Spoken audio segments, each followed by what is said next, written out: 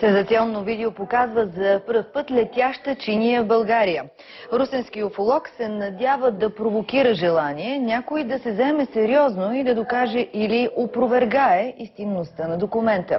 За учения обаче летящата чиния е факт и реалност. Младежи заснели част от пътуването си към Девин, но когато изгледали видеото, с изненада видели прелитаща летяща чиния. Изпратили заснетото до българската уфологична мрежа. Иван Лазаров разказва, че уфолозите са самотници, защото малцина им вярват, а мнозина им се подиграват.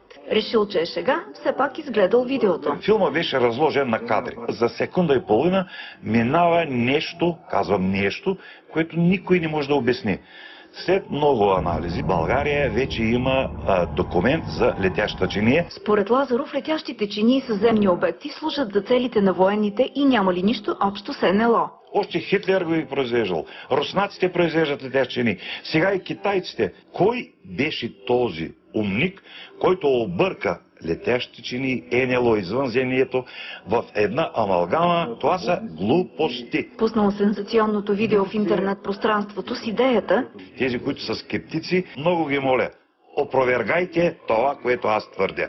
Българи, разберете, летящи чинии има. НЛО-то е загадка, световна загадка. Видеото е изпратено за изследване от учени в Русия, Съединените американски щати, Германия и Франция.